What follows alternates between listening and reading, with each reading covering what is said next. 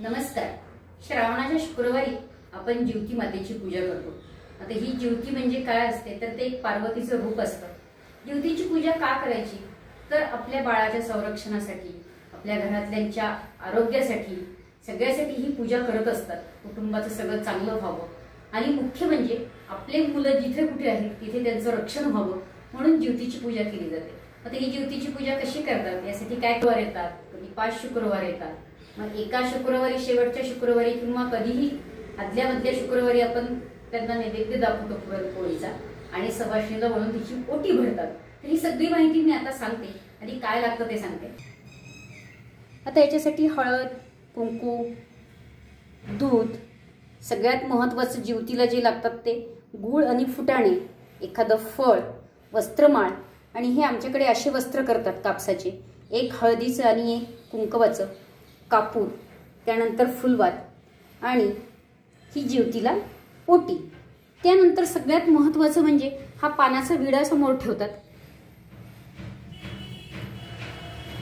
त्यानंतर दुर्वा आणि हा जो आघाडा आहे याची माळ तयार करतात. मी सांगते ती कशी करायची.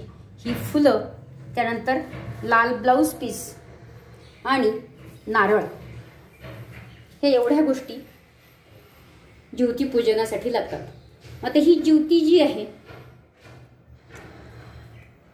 यामध्ये सगळ्यात वरच्या बाजूला हे नरसिंह आहेत, त्यानंतर उजव्या बाजूला श्रीकृष्ण आहेत, त्यानंतर डाव्या बाजूला जरा आणि उजव्या बाजूला जिवंतिका ह्या बाळाला खेळवत आहेत आणि खालच्या बाजूला बृहस्पती आणि बुध हे आहेत.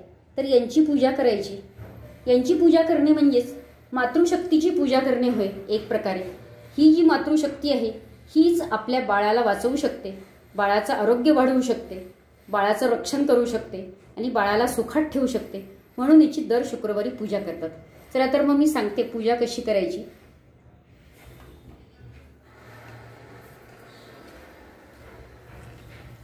यासाठी एक छोटा चौरंग घेतलाय मी. याच्यावर एक लाल वस्त्र हे केलंय, टाकलंय. कुठल्याही कलरचं असेल ते चालतं. लाल टाकतात बहुधा, मी दरवर्षी लालच टाकते. त्यानंतर समय तेलवत आणि ओटी भरण्यासाठी मी ताट ठेवलंय. अगदी आपल्याकडे जशी जागा आहे याला लटकवून पण करतात. म्हणजे फोटो वगैरे असेल किंवा कागद असेल तर तो भिंतीला चिटकवला तरी चालतो, किंवा जर फोटो असेल तर तो आपण एखादा खिळा त्याला अडकवला तरी चालतो. पण मी चौरंगावर मांडते. जशी जागा आहे त्यानुसार त्याची आपण मांडणी केली तरी चालते. रांगोळी काढायची आणि याची स्थापना करायची. हा जो आघाडा आणि दुर्वा असतो याची माळ करतात. ही माळ करताना सोपी आहे. कुणी आघाडा दुर्वा तसाही फोटोवर लावू शकतो आपण, पण मी माळ करते. एक साधारण 2 ज्या दुर्वा आहेत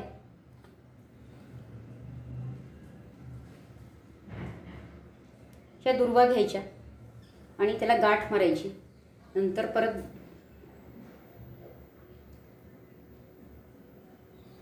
दुसरी गाठ घ्यायची. त्यामध्ये हा जो आघाडा आहे ही आघाड्याची पानं,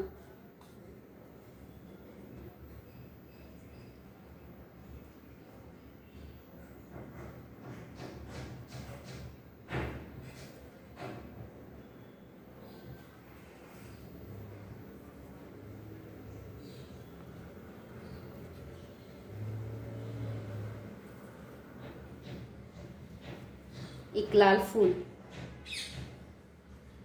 माझा फोटो छोटा आहे खूप, त्यामुळे मी छोटी माळ बनवते.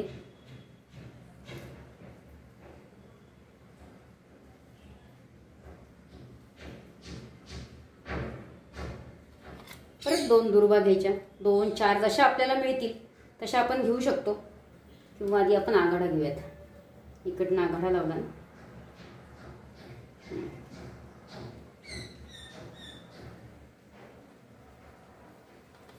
आणि आता ह्या दुर्वा 5 दुर्वा गणपतीला ठेवायचे.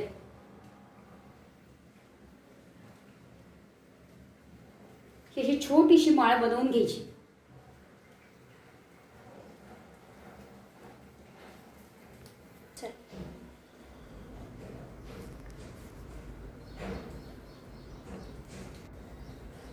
खाली थोडेसे तांदूळ टाकून त्यावर ज्योती मातेचा फोटो ठेवायचा आहे.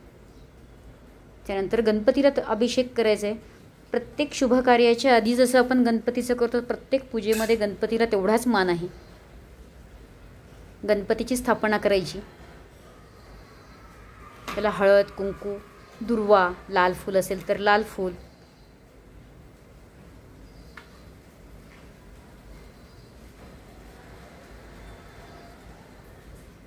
आणि नंतर करायची दिव्याची पूजा. धरतीची पूजा, दिव्याची पूजा, गणपतीची पूजा ह्या पूजेमध्ये अगदी कराव्याच लागतात. मग ज्योती मातेतील प्रत्येक फोटोला अष्टगंध लावून घ्यायचे.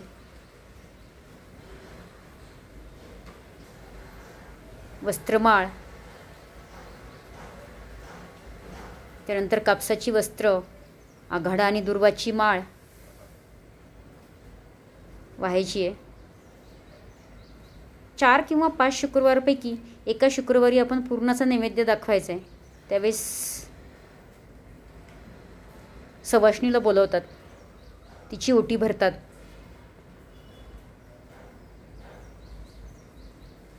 पूर्णाचे दिवे करतात आणि या पूर्णाच्या दिवे जे असतात ते घरातल्या सगळ्यांनी खायचे असतात. आता आपली मुलं जर जवळ नसतील तर नुसती आरती करून ती आरती 4 दिशांना ओवाळायची आहे. थोडी अक्षत टाकायची 4 दिशांना आणि आरती ओवाळायची आहे आणि प्रार्थना करायची आहे ज्योती मातेकडे. जरे जीवंतिके देवी बालयुक्ते प्रमोदिनी रक्षाव्रते महाशक्ती पूर्ण कामे नमोस्तुते. घरातील मुलांना ओवाळायचे जर मुलं असतील तर, आणि दूर असतील तर 4 दिशांना तांदूळ टाकून 4 दिशांना आरती ओवाळायची झाल्यानंतर. आणि जिथे माझं बाळ असेल तिथे सुरक्षित राहू अशी प्रार्थना करायची आहे ज्योती मातेला.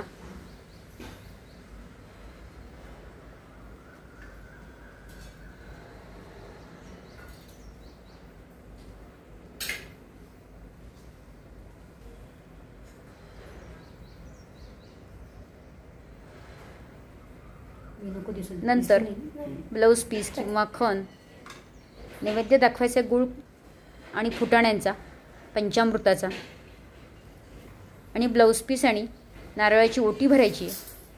प्रत्येकाची पद्धत वेगळी असते. आमच्याकडे ही जी ओटीतलं नारळ आहे हे घरचेच खातात आणि काही जणांकडे हे जे नारळ आहे ही जेवायला सवाष्ण आपण बोलवतो तिच्या ओटीमध्ये टाकतात. आपल्या आपल्या पद्धतीनुसार करायचं आहे.